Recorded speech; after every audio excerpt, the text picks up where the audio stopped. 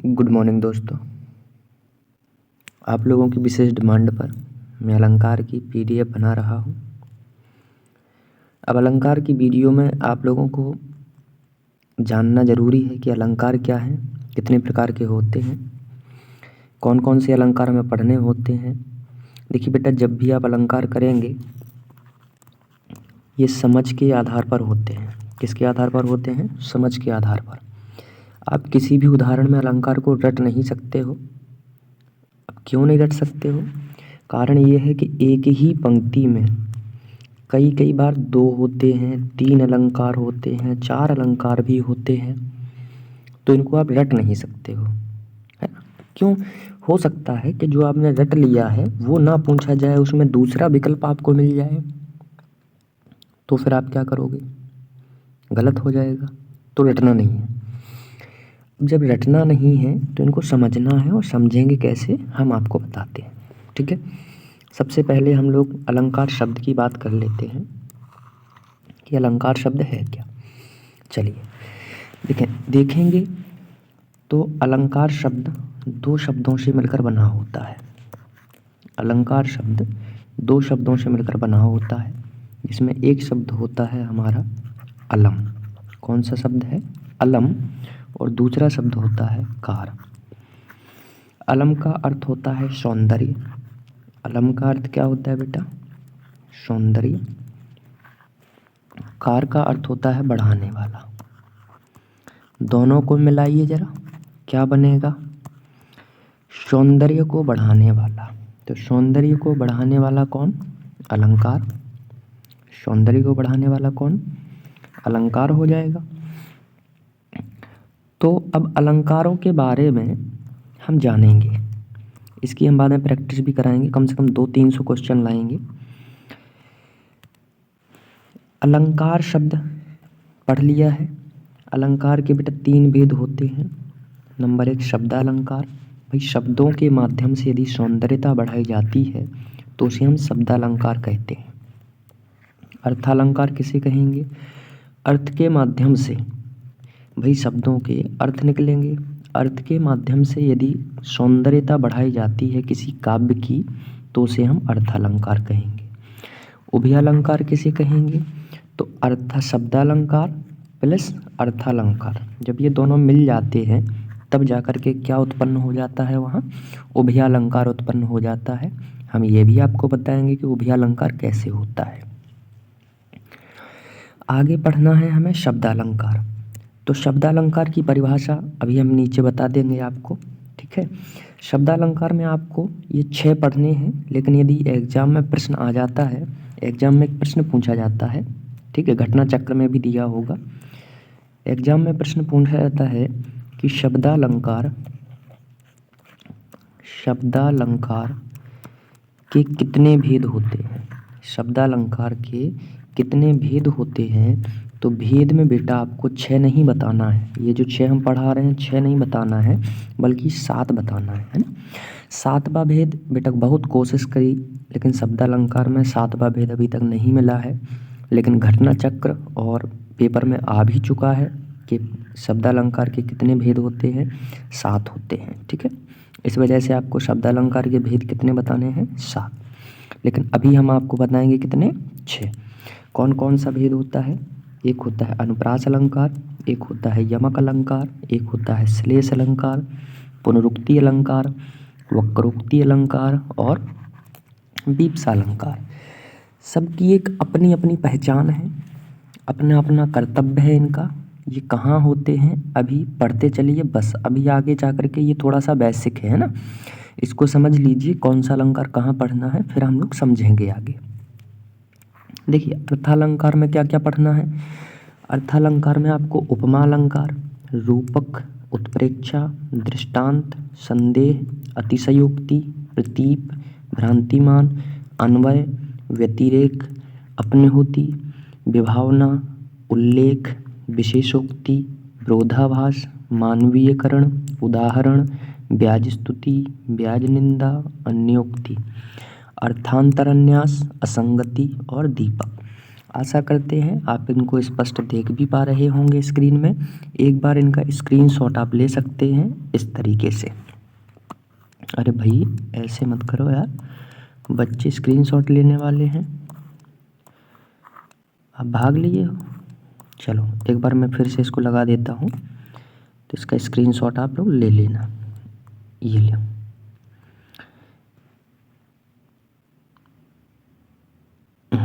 ये आपके शब्दालंकार है नीचे, यहाँ से इतने का स्क्रीनशॉट आप ले सकते हो। ये शब्दालंकार है, ये अर्थालंकार है, ठीक है। फटाफट स्क्रीनशॉट लीजिए, आगे बढ़ेंगे। अब इतना पढ़ने के बाद आपको थोड़ा सा और बेसिक भी पढ़ना है, ठीक है। और बेसिक क्या पढ़ना है कि अलंकार के मुख्य भेद कितने होते हैं? 2 होते हैं, शब्दालंकार, अर्थालंकार। कुल भेद कितने होते हैं? 3 होते हैं, जिसमें एक और भेद बढ़ जाता है, कौन सा?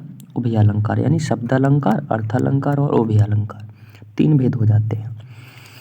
अब देखिए अलंकारों को किसने कितना बताया है, कहाँ कहाँ बताया है, ठीक है। भरत मुनि ने नाट्यशास्त्र लिखा था, अपने नाट्यशास्त्र ग्रंथ में इन्होंने 4 अलंकार बताए हैं। कौन कौन से? उपमा, रूपक, दीपक और यमक। कितने अलंकार बताए हैं भरत मुनि ने? तो भरत मुनि ने बेटा 4 अलंकार बताए हैं। क्लियर? भामह ने क्या लिखा था ग्रंथ? देखो कभी कभी रचनाएं भी पूछ ली जाती हैं ना। तो भामह ने काव्यशास्त्र लिखा था और काव्यालंकार उसी का नाम है ये। इसमें उन्होंने 48 अलंकार बताए हैं। रुद्रट ने अलंकार सार संग्रह लिखा था, इसमें 78 अलंकार बताए हैं। जयदेव ने चंद्रलोक लिखा था, इसमें उन्होंने 100 अलंकार बताए हैं। भूषण ने शिवराज भूषण लिखा था, इसमें उन्होंने 105 अलंकार बताए हैं। और पंडित जगन्नाथ ने रस गंगाधर लिखा था, तो इन्होंने कितने बताए हैं? 191 अलंकार बताए हैं। चलिए आगे बढ़ेंगे, अनुप्रास अलंकार को समझेंगे, है ना। देखो सबसे पहला शब्दालंकार में सबसे पहला क्या है? अनुप्रास अलंकार। इसमें अनु का अर्थ 2 शब्दों से मिलकर बना होता है अनुप्रास, जिसमें अनु का अर्थ होता है बार बार, प्रास का अर्थ होता है वर्ण। प्रास का अर्थ क्या होता है? वर्ण, ठीक है। इसके मुख्य 3 भेद होते हैं, केवल इतने। ये जो पहले लिखे हुए दिख रहे हैं इसके ये मुख्य भेद हैं 3, ठीक है। कौन कौन सा? छेकानुप्रास, लाटानुप्रास, वृत्त्यानुप्रास। प्रयोग के आधार पर इसके 5 भेद बताए जाते हैं, जिसमें अंत्यानुप्रास और सत्यानुप्रास बढ़ जाता है। आशा करते हैं इतनी बात आपको समझ में आ रही होगी। अभी देखिए इसमें समझाने जैसा कुछ नहीं है, अभी एक एक करके हम सब समझाते हैं आपको, ठीक है। चलिए अब आगे बढ़ेंगे। तो ये शब्द के बारे में भी लिखा हुआ है कि अलंकार 2 शब्दों से मिलकर बना है, अलम धन कार, जिसमें अलम का अर्थ होता है सौंदर्य या भूषण एवं कार का अर्थ होता है बढ़ाना, अर्थात सौंदर्य को बढ़ाने वाले अलंकार कहलाते हैं। क्लियर है? चलो आगे देखेंगे। शब्दालंकार में सबसे पहला अलंकार क्या है? शब्दालंकार की परिभाषा भी लिखी हुई है, इसको पढ़ना। काव्य में जब शब्दों के द्वारा सुंदरता बढ़ाई जाती है तो उसे हम शब्दालंकार कहते हैं। अनुप्रास अलंकार किसे कहते हैं? अब इसको समझना स्टार्ट करेंगे, है ना। अभी बिल्कुल बोर नहीं होना है, अलंकार हैं थोड़ा सा बोर होंगे, लेकिन जब समझने की क्षमता बढ़ेगी, समझाएंगे तो आराम से समझ में आपको आ जाएगा। देखो अनुप्रास अलंकार पढ़ेंगे, है ना। अनुप्रास शब्द 2 शब्दों से मिलकर बना है। कभी कभी हमसे पूछ लिया जाता है, सीधे सीधे पूछ लिया जाता है कि बताइए अनुप्रास शब्द में अनु का अर्थ क्या है? तो बेसिकली अनु का जो अर्थ होता है वो होता है पीछे। अनु का अर्थ होता है वो क्या होता है? पीछे। लेकिन अब इसमें उदाहरण में आपको पीछे भी मिलेगा, उदाहरण में क्या मिलेगा? पीछे भी मिलेगा। लेकिन बेटा पीछे नहीं लगाना है, क्यों? क्योंकि उन्होंने ये पूछा है कि अनुप्रास में अनु का अर्थ क्या है, ठीक है। तो अनुप्रास में अनु का अर्थ क्या हो जाएगा? अनु का अर्थ होता है बार बार। क्या होता है? बार बार। तो यहाँ पर इसका सही जो आंसर होगा वो क्या होगा? बार बार। ऐसे प्रश्न भी पूछ लिए जाते हैं, है ना। चलिए आगे बढ़ेंगे। अनुप्रास अलंकार के मुख्य 3 भेद होते हैं, वो ये लिखे हुए हैं, ठीक है। प्रयोग के आधार पर 5 भेद होते हैं, उनको यहाँ पर हमने मेंशन कर दिया है। चलिए आगे देखेंगे और हम लोग पढ़ेंगे अब कि छः का अनुप्रास क्या है। चलिए अब यहाँ से आपके अलंकार होते हैं स्टार्ट। इनकी हम प्रैक्टिस कराएंगे, कम से कम हमारे पास समथिंग 200 क्वेश्चन के करीब इसके हैं जिनकी हम प्रैक्टिस आपको करा देंगे।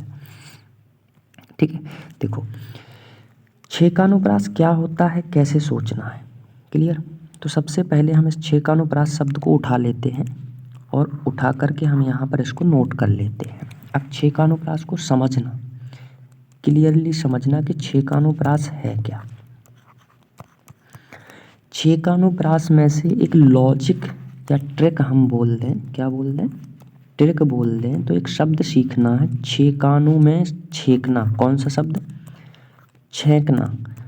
अब छेकना तो आप जान रहे हो, छेकना मतलब होता है किसी को घेरना, इस तरीके से घेर लेना। अब घेरने के लिए हमें कितने लोगों की आवश्यकता पड़ेगी, ये हमने घेर लिया ना, इसको घेर लिया। कितने लोगों ने घेर लिया, 1 2 3 4 5 6 7 8, 8 लोगों ने घेर लिया। क्या हम 2 लोग घेर सकते थे इसको 2 लोग नहीं घेर सकते थे, तो हमें 2 से ज़्यादा चाहिए। तो बस इतना छेकना से आपको सीखना है कि जहाँ 2 या 2 से अधिक, 2 या 2 से अधिक। अब 2 या 2 से अधिक कौन से वर्ण, अरे अलग अलग भिन्न भिन्न प्रकार के वर्ण होंगे ना। अच्छा भिन्न भिन्न प्रकार के क्यों होंगे बेटा, भिन्न भिन्न प्रकार के इसलिए होंगे क्योंकि अगर ये राम है तो ये श्याम होगा, अगर ये श्याम है तो ये राधे होगा। बात समझ में आ रही कि नहीं आ रही है, मतलब अलग अलग प्रकार के लोग होंगे तो अलग अलग प्रकार के वर्ण भी होंगे। भाई छेंकने के लिए हम भूत वगैरह तो है नहीं ना, भूत नहीं है कि हम यहाँ भी आ जाएं यहाँ भी आ जाएं और उस व्यक्ति को छेंक लें, ऐसा नहीं होता है ना। तो हम लोग क्या करेंगे कि अलग अलग प्रकार के लड़के रहेंगे तो यहाँ भिन्न भिन्न प्रकार के वर्ण होंगे और भिन्न भिन्न प्रकार के वर्णों की आवृत्ति होगी, ध्यान रखना। हम पुनः चलते हैं अपने उदाहरण पर और लिखा हुआ है मुद मंगलमय संत समाजू। देखो माँ आया कि नहीं, सा आ गया, यानी एक वर्ण किसकी, माँ की आवृत्ति हुई है, दूसरे किसकी हुई है, सा की आवृत्ति हुई है। जो जन जंगम, जो जन जंगम है, यहाँ पर जगत नहीं है जंगम है, जो जन। तो अब तीसरे किसकी हुई है, जा की, माँ की आवृत्ति, सा की आवृत्ति, जा की आवृत्ति, यानी अलग अलग प्रकार के वर्णों की आवृत्ति जहाँ होती है वहाँ छः का अनुप्रास होता है। जैसे देखो रसवती रसना, रसवती रसना, रा की आवृत्ति हो गई, करके कही, का और का की आवृत्ति, यानी इसमें किसकी आवृत्ति है, रा और सा की, भिन्न भिन्न वर्णों, सॉरी रा और का की। तो भिन्न भिन्न वर्णों की आवृत्ति जहाँ होती है वहाँ छः का अनुप्रास होता है, इतना आप समझ रहे होंगे। ठीक है, एक बार फिर से हम बोल देते हैं, छः का अनुप्रास को आपको सीखना है किस शब्द से, छेंकना से, बस इतना याद रखना। और छेंकने के लिए हमें बहुत से लोगों की आवश्यकता होती है, इसलिए हम भिन्न भिन्न प्रकार के वर्णों का यहाँ इस्तेमाल करने वाले हैं। ठीक है, चलिए आगे बढ़ेंगे। देखिए अर्थ से अगर सीखोगे तो बहुत कम सीख पाओगे और लॉजिक से सीखोगे तो आराम से सीख जाओगे। ठीक है, देखो अगला शब्द है कौन सा, वृत्त्यानुप्रास। अगला कौन सा है, वृत्त्यानुप्रास। तो वृत्त्यानुप्रास में कहा गया है कि जहाँ एक ही वर्ण की आवृत्ति हो। अरे भाई वृत्त्यानुप्रास से लॉजिक छांटो ना, जिससे याद रहे हमेशा। अब याद क्या रहे, ये वृत्त है, ये क्या है, वृत्त है, और इस वृत्त में कई त्रिज्याएं होती हैं कि नहीं होती हैं बेटा, अनेक त्रिज्याएं, अनंत त्रिज्याएं होती हैं इसमें। जब अनंत त्रिज्याएं होंगी बेटा, लेकिन जब हमें पेपर में क्वेश्चन पूछा जाता है तो एक त्रिज्या दे दी जाती है। कैसे दी जाती है, देखो लिख दिया जाता है कि एक वृत्त की त्रिज्या 3 सेंटीमीटर है। कितनी त्रिज्याएं दी जाती हैं, एक त्रिज्या दे दी जाती है और हम वृत्त बना देते हैं। तो कितने वर्णों की आवृत्ति होगी, एक ही वर्ण की आवृत्ति। अब वही 3 सेंटीमीटर की यहाँ आवृत्ति, 3 सेंटीमीटर की यहाँ आवृत्ति, 3 सेंटीमीटर की यहाँ आवृत्ति, मतलब एक ही वर्ण की आवृत्ति हो रही है ना। जैसे चारु चंद्र की चंचल किरणें, किस वर्ण की आवृत्ति हुई है, चा वर्ण की। सपने सुनहले मन भाए, तो किसकी हो रही है, सा वर्ण की, इसलिए हम इसे क्या कहेंगे, वृत्त्यानुप्रास कहेंगे। चलिए आगे बढ़ते हैं भैया। अगला शब्द है हमारा कौन सा, लाटानुप्रास। अब लाटानुप्रास में क्या पढ़ना है, देखो एक शब्द इसमें से भी निकाल लो, है ना, यही वाला लॉजिक आपको लगा के रखना है हमेशा, है ना, तो परिभाषा भी याद रहेगी, साथ में आपको पहचान भी मिल जाएगी। लाटानुप्रास में मतलब होता है लोटना। क्या होता है बेटा, लोटना। अगर लोटना से याद नहीं करना है तो लौटना कर लीजिए। लौटना मतलब होता है वापस आना, लोटना मतलब होता है लुढ़कना, है ना। अब देखो जरा, हमने यहाँ लौटना लिख लिया, लौटना मतलब होता है वापस। अब देखो यहाँ लिखो, राम हृदय जाके नहीं विपत्ति सुमंगल ताही, राम हृदय जाके नाही विपत्ति सुमंगल ताही। यही पंक्ति लौट के आ गई ना, जब यही पंक्ति लौट के आ जाए ना तो समझ लेना कि वहाँ पर क्या होगा, लाटानुप्रास होगा। बस इतना याद रखना है, लाटानुप्रास मतलब लौटना। क्लियर है। जब कोई लौट के आता है तो ज्यों का त्यों आएगा। तो वही पराधीन जो जन नहीं स्वर्ग नरकता हेतु, पराधीन जो जन नहीं स्वर्ग नरकता हेतु। जब वही पंक्ति आपको बार बार लौट के आ रही है, इसका मतलब है कि वहाँ कौन सा अलंकार है, लाटानुप्रास अलंकार है। क्लियर है। चलो, हमने 3 अलंकार पढ़ लिए, एक बार हम इनको रिवाइज करा देते हैं। एक पढ़ा हमने छेकानुप्रास, छेकानुप्रास में छेंकना सीखा था। एक पढ़ा हमने वृत्त्यानुप्रास, वृत्त्यानुप्रास में हमने वृत्त सीखा था। एक पढ़ा हमने लाटानुप्रास, और लाटानुप्रास में हमने क्या सीखा था, लोटना सीखा था। लाटानुप्रास में क्या सीखा था, लोटना सीखा था। क्लियर है। चलिए आगे बढ़ेंगे। अगला है अंत्यानुप्रास। अब इनको समझ लेना, ठीक है। अंत्यानुप्रास में अंत लिखा है, क्या लिखा है, अंत। तो इसमें से एक लॉजिक निकाल दो, एक शब्द निकाला हमने अंत। भैया अंत में अनुप्रास मिलेगा यहाँ पर, ठीक है। देखो रावण की आवृत्ति दोनों में हो रही है, बिल्कुल हो रही है। तो अंत में अनुप्रास जहाँ पर मिलेगा वहाँ हम अंत्यानुप्रास कहेंगे। क्लियर है। आगे बढ़ते हैं। अगला है भैया श्रुत्यानुप्रास। अब श्रुत्यानुप्रास में क्या है, इसमें ऐसे वर्ण की आवृत्ति होती है जो हमारे कानों को सुनने में मधुर लगते हैं, यानी कानों को सुनने में मीठे लगते हैं। तो बेटा इसको याद करना थोड़ा सा टफ हो जाता है, लेकिन इसको सरल बनाने के लिए एक ट्रिक लिखी है कि का वर्ग, ता वर्ग और पा वर्ग। जैसे का वर्ग है, अगर इसके वर्ण आ जाएं, ता वर्ग है अगर इसके वर्ण आ जाएं, पा वर्ग है अगर इसके वर्ग के वर्णों की आवृत्ति यदि होगी तो वहाँ पर क्या होगा, श्रुत्यानुप्रास होगा। समझना बेटा, देखो हमने लिखा था चारु चंद्र की चंचल किरणें, चारु चंद्र की चंचल किरणें, इसमें चावर्ण की आवृत्ति होती थी कि नहीं। अब इसमें जब चावर्ण की आवृत्ति हो रही है तो क्या ये का, ता, पा, इनमें चा आता है, नहीं। तो ये हो गया हमारा किसका, वृत्त्यानुप्रास का। किसका हो गया, वृत्त्यानुप्रास का।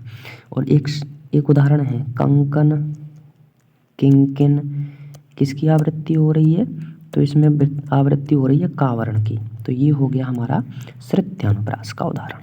क्लियर है। आवृत्ति इसमें एक बार ही होगी, बस का, ता और पावर की आवृत्ति होती है तो श्रुत्यानुप्रास अलंकार होता है। ठीक है। चलो, अब कई बार क्या होता है कि बच्चों को एक कन्फ्यूजन रहता है कि सर यदि ऑप्शन में हमें श्रुत्यानुप्रास मिल जाता है तो बेटा देखो, अगर ये उदाहरण दिया है, अगर उदाहरण दिया है हमें चारु चंद्र की चंचल किरणें, और ऑप्शन में यदि हमको दोनों मिल जाए, कौन कौन से, वृत्त्यानुप्रास मिल जाए और श्रुत्यानुप्रास मिल जाए, ठीक है, तो वृत्त्यानुप्रास लगा देना है, क्योंकि श्रुत्यानुप्रास में तो का, ता और पा वर्ग आता है कि नहीं। अच्छा, अगर मान लो यहाँ पर हमें चारु चंद्र की किरणें ना मिलें और यहाँ पर हमें क्या मिल जाए, एक मिनट रुक जाना, अगर यहाँ पर हमें चारु चंद्र की किरणों वाला ना मिले उदाहरण, और यहाँ पर हमें मिल जाए किंकिन किंकिन नुपुर ध्वनि सुनी, कौन सा मिल जाए, किंकिन किंकिन नुपुर ध्वनि सुनी, किंकिन किंकिन, तो इसमें का वर्ण की आवृत्ति हो रही है। अब जब का वर्ण की आवृत्ति होगी तो चाहे वृत्त्यानुप्रास दिया हो चाहे श्रुत्यानुप्रास, लगाना क्या है, श्रुत्यानुप्रास। और अगर श्रुत्यानुप्रास नहीं दिया है, वहाँ पर उदाहरण में श्रुत्यानुप्रास नहीं है, तो हम इसी उदाहरण में बाद में क्या लगा सकते हैं, वृत्त्यानुप्रास लगा सकते हैं। ठीक है, 2 बार इसको सुन लेना, जो मैंने बोला है आराम से आपको बन जाएगा। चलिए आगे बढ़ेंगे। अच्छा, आगे बढ़ने से एक बार मैं पहले रिवाइज करा देता हूँ आपको कि आपने क्या क्या अभी पढ़ा है। देखो, आपने पढ़ा है छेकानुप्रास। छेकानुप्रास में आपने पढ़ा था छेंकना। क्या पढ़ा था, छेंकना। और छेंकने के लिए हमें अलग अलग प्रकार के लोगों की आवश्यकता होती है। जब छेंकने के लिए अलग अलग प्रकार के लोगों की आवश्यकता होगी तो समझ लेना कि वहाँ पर क्या हो जाएगा, भिन्न भिन्न वर्ण आ जाएंगे। कैसे भिन्न भिन्न प्रकार के लोग होंगे, तो भिन्न भिन्न प्रकार के यहाँ वर्णों की आवृत्ति भी हो जाएगी। दूसरा पढ़ा था हमने वृत्त्यानुप्रास। तो वृत्त्यानुप्रास में बेटा एक ही प्रकार के वर्ण आना है। अगला पढ़ा था लाटानुप्रास। तो लाटानुप्रास में तो पूरा का पूरा वाक्य ही लौट के आ जाना है। फिर पढ़ा था हमने अंत्यानुप्रास। तो अंत्यानुप्रास में तो अंत में अनुप्रास मिलेगा। इसके बाद पढ़ा था श्रुत्यानुप्रास। तो श्रुत्यानुप्रास में ध्यान रखना बेटा, जहाँ का, ता और पा इन वर्णों की आवृत्ति मिल जाए वहीं क्या है, श्रुत्यानुप्रास है। देखो, थोड़ा सा बोरिंग टॉपिक है और बोरिंग के साथ साथ बड़ा मज़ेदार टॉपिक भी है ना। अब मज़ेदार कैसे है आगे पता चलेगा, है ना। देखो, अगर आप लोग इसको अच्छे से देख लेते हो इस वीडियो को, तो मेरी आशा है, मैं ये वादा करता हूँ कि सबसे अलंकार बन जाएंगे ना। बहुत छोटे छोटे लॉजिक हैं, इतने छोटे छोटे लॉजिक हैं कि देखते ही आप उदाहरण में पहचानेंगे कि कौन सा अलंकार है। बस वीडियो को अंत तक देखना है, ठीक है। अब एक वीडियो में अलंकार आएंगे ही नहीं, इसलिए बहुत ज़्यादा वीडियो हमें बनाने पड़ेंगे। करीब करीब 5-7 वीडियो बनाएंगे तब ये अलंकार पूरे आपके ख़त्म होंगे। चलो, अगला है यमक। तो सबसे पहले हम यमक के बारे में आपको बता देते हैं ना। यमक शब्द पढ़ लेते हैं पहले, ठीक है। पहले हमने यहाँ पर लिखा यमक। यमक में यम लिखा है। क्या लिखा है, यम। अच्छा, यम में देखा होगा आपने 2 लोग होते हैं। एक होते हैं कौन से भैया, यमराज भैया। एक क्या होते हैं, यमराज भैया। और एक होते हैं उनके चित्रगुप्त। तो यमक का अर्थ क्या हो गया भैया, 2 हो गया, ठीक है। तो यमक का मतलब होता है जुड़वा। यमक का मतलब क्या होता है, जुड़वा। और जुड़वा होंगे तो कम से कम 2 तो होंगे ही, होंगे कि नहीं होंगे। अब जुड़वा होंगे तो बेटा 2 होंगे, लेकिन इनका अर्थ जो है वो कैसा रहेगा, अलग अलग रहेगा। तो बस यही हमें ध्यान रखना है कि जहाँ शब्द बार बार आए, बार बार यानी 2 बार आ गए ना, तो जहाँ शब्द बार बार आए और उनके अर्थ कैसे हो, अलग अलग हों, तो वही क्या होता है, यमक अलंकार होता है। चलो यहाँ पर बढ़ते हैं, उदाहरण देखते हैं, ठीक है। सपना, कॉमा लगा है यहाँ पर बेटा, है ना। उदाहरणों को थोड़ा मैं जूम कर लेता हूँ बेटा, जिससे आपको स्पष्ट दिखाई दे। ये देखो, ये लिखा है सपना, सपना समझकर भूल न जाना। इसका मतलब क्या है भैया, एक सपना लड़की है, उससे लड़का कह रहा है मुझे ख्वाब मत समझ लेना, सपना समझकर ना भूल जाना, है ना। सजना है मुझे सजना के लिए, सजना है मुझे सजना के लिए, ठीक है। तो यहाँ सजना क्या है बेटा, इतना तो आपको याद ही होगा। सजना है मुझे यानी सजना संवरना, श्रृंगार करना है इसका मतलब। और यहाँ सजना के लिए यानी प्रीतम के लिए, ठीक है। ऐसे 2 बार आएगा और अलग अलग अर्थ रहेगा। आँख लगती है तब आँख लगती ही नहीं। आँख लगती है मतलब, आँख लगती है मतलब प्यार हो जाता है, तब आँख लगती नहीं यानी नींद नहीं आती है। सही बात है। तो आँख लगना 2 बार आया है और दोनों बार अर्थ कैसा है, अलग अलग है। अगला है काली घटा का घमंड घटा। घटा मतलब घटना, घटा मतलब घटना, जोड़ना और घटना होता है ना, बढ़ना घटना, है ना। तो काली घटा यानी बादल, ठीक है। इस तरीके से आपको इन सारे उदाहरणों को एक बार पढ़ लेना है। जहाँ अर्थ ना बने उनके अर्थ लिखे हुए हैं, आपको कोई टेंशन नहीं लेनी है, ठीक है। चलिए अब हम लोग बढ़ते हैं अगले लॉजिक पर, और अगला लॉजिक है हमारा किसका? वक्रोक्ति अलंकार का। कौन से अलंकार का है? वक्रोक्ति अलंकार का। चलिए वीडियो थोड़ी सी बड़ी हो रही है, इसलिए हम यहीं पर इस वीडियो को समाप्त करते हैं। आगे की वीडियो आपको कल मिलेगी और वक्रोक्ति अलंकार से आपको पढ़ने को मिलेगा, है ना। लगभग कम से कम देखिए मैं 6-7 इसकी वीडियो बनाऊंगा, 6-7 वीडियो बनाऊंगा, तभी आपको समझ में आएंगे अलंकार। इस बात का विशेष ध्यान रखना, ठीक है। अगर इस वीडियो पर रिस्पॉन्स अच्छा मिलता है, शेयर करते हो, सब्सक्राइब करते हो, तो मैं अगली वीडियो जल्द से जल्द लाने की कोशिश करूँगा। और जल्द से जल्द लाने की कोशिश क्या होती है, शाम को ही मैं दूसरी वीडियो अपलोड कर दूँगा, ठीक है। तो सभी से निवेदन है कि अगर सेशन अच्छा लगा हो तो चैनल को सब्सक्राइब कर दें और शेयर कर दें, ठीक है। व्यूज जितने बढ़िया आएंगे हम उतना ही अच्छा इस पर भी और चर्चा करेंगे। सारे जो अलंकार हैं सबको पढ़ा देंगे, है ना बेटा। बहुत छोटे छोटे लॉजिक हैं, ठीक है। अब लॉजिक में इतना आपको पता तो चल ही गया होगा, अनुप्रास अलंकार से ही समझ गए होंगे। ऐसे ही सभी अलंकारों के लॉजिक हैं, और अगर ये लॉजिक आप चाहते हैं तो वीडियो को शेयर ज़रूर करें, लाइक करें, सब्सक्राइब करें। Thank you.